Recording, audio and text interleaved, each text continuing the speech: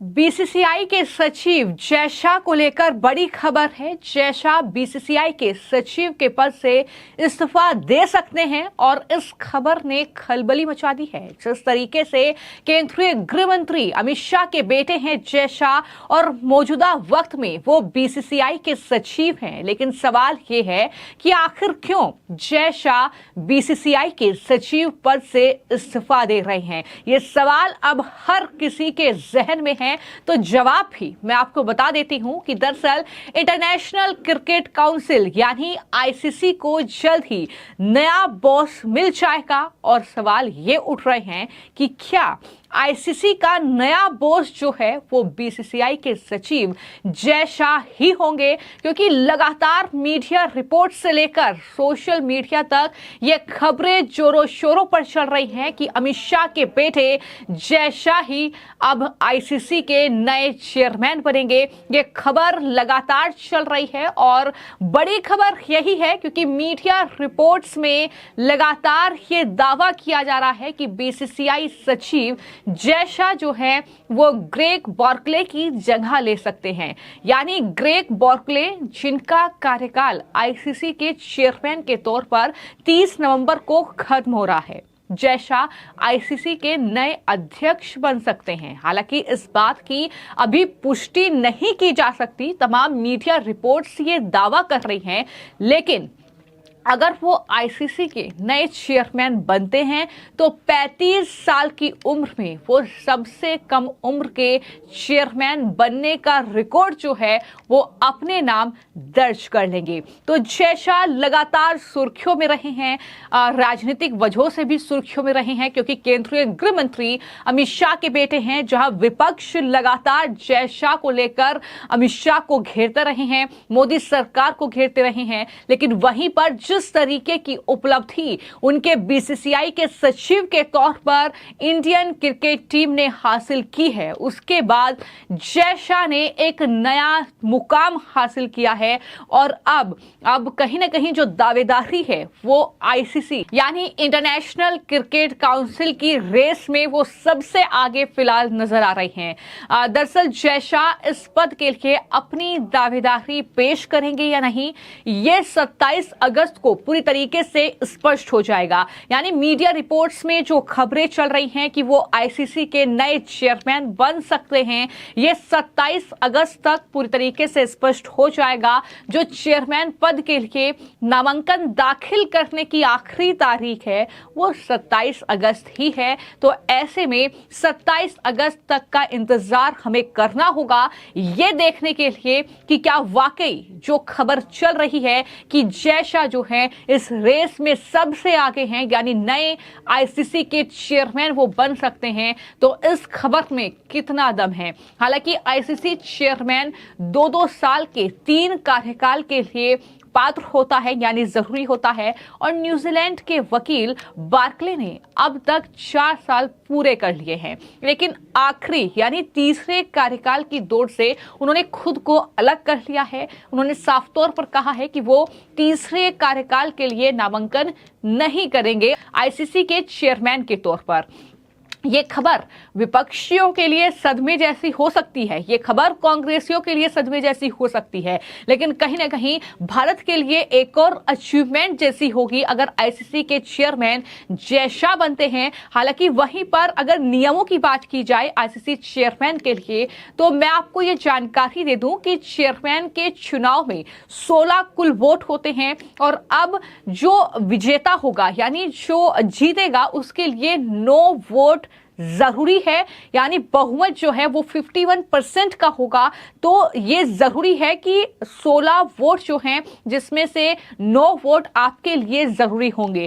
इससे पहले चेयरमैन बनने के लिए निवर्तमान के पास 2/3 बहुमत होना जरूरी था।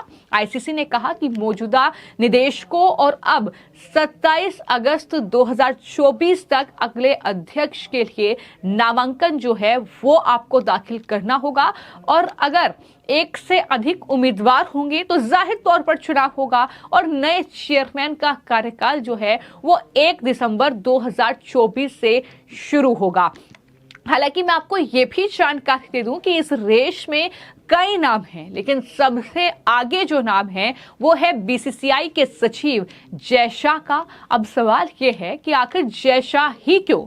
आईसीसी चेयरमैन बनने की उनकी ही उम्मीदें सबसे ज्यादा यहां पर क्यों नजर आती हैं? तो इसका भी जवाब आप जान लीजिए। दरअसल जय शाह को आईसीसी के बोर्ड में सबसे ज्यादा प्रभावशाली चेहरों में से एक माना जाता है। यानी सबसे ज्यादा प्रभाव अगर आईसीसी बोर्ड में किसी का है तो वो है जय शाह। और अभी फिलहाल मौजूदा वक्त में अगर बात की जाए तो आईसीसी की शक्तिशाली वित्त और वाणिज्यिक मामलों की जो उप समिति है उसके वो प्रमुख हैं, और वोटिंग करने वाले जो 16 सदस्य हैं उनमें से जो ज्यादातर लोग हैं दरअसल जय शाह के उनके साथ काफी अच्छे संबंध हैं। यानी जाहिर तौर पर अगर वोटिंग का खेल है तो जय शाह इस खेल में जीत जाएंगे और वो आसानी से आईसीसी के चेयरमैन बन जाएंगे। इसलिए उनके लिए ये राह जो है वो काफी ज्यादा आसान है। हालांकि मौजूदा वक्त में वो बीसीसीआई के सचिव के तौर पर उनका 1 साल का कार्यकाल अभी बचा हुआ है, जिसके बाद उन्हें अक्टूबर 2025 से 3 साल का जरूरी ब्रेक लेना होगा। ये जरूरी होता है और उच्चतम न्यायालय द्वारा अनुमोदित बीसीसीआई के संविधान के मुताबिक कोई पदाधिकारी 3 साल की कूलिंग ऑफ अवधि यानी ये जो अनिवार्य ब्रेक है वो दरअसल ले सकता है और उससे पहले 6 साल तक पद पर रह सकता है। कुल मिलाकर कोई व्यक्ति कुल 18 साल तक पद पर रह सकता है। राज्य संघ में 9 और बीसीसीआई में 9 साल। यानी यहां पर कुल मिलाकर बात यह है कि अगर जो जय शाह हैं वो आईसीसी के चेयरमैन के तौर पर नियुक्त हो जाते हैं तो वो अपना चेयरमैन के तौर पर कार्यकाल पूरा करने के बाद बीसीसीआई का जो कार्यभार है वो दोबारा संभाल सकते हैं। तो ये कहीं ना कहीं बड़ी जानकारी है। लेकिन जैसा कि मैंने बताया कि जय शाह अगर आईसीसी के चेयरमैन बनते हैं तो एक नया रिकॉर्ड वो अपने नाम करेंगे। सबसे कम उम्र के वो भारतीय कहीं ना कहीं होंगे जो कि आईसीसी चेयरमैन के पद पर बैठेंगे, क्योंकि इससे पहले भारत से कई नाम रहे हैं जो कि इस कुर्सी पर बैठे हैं, जैसा कि जगमोहन डालमिया, साथ ही शरद पवार और एन श्रीनिवासन, इसके अलावा शशांक मनोहर। ये भारतीय हैं जो कि इससे पहले आईसीसी के चेयरमैन रह चुके हैं। लेकिन अब नया नाम जो लिस्ट में है वो है केंद्रीय गृह मंत्री अमित शाह के बेटे जय शाह का। लेकिन अगर वो इस पद पर बैठते हैं और इस पद के लिए वो नामांकन दाखिल करते हैं और चुनाव जीतते हैं तो जाहिर तौर पर देखना होगा कि किस तरीके की गहमागहमी जो है वो देखने को मिलती है। आखिर कौन से वो चेहरे होंगे जो इसको लेकर भी सवाल उठाएंगे, इसको लेकर भी राजनीति करेंगे, क्योंकि इससे पहले कई मौके ऐसे आए हैं जब लगातार जय शाह को घेरा गया है, उन्हें ट्रोल किया गया है। लेकिन जय शाह ने जिस तरीके से हाल ही में दरअसल T20 वर्ल्ड कप भारत ने अपने नाम किया और उनकी जो भविष्यवाणी थी, एक तरीके से कह सकते हैं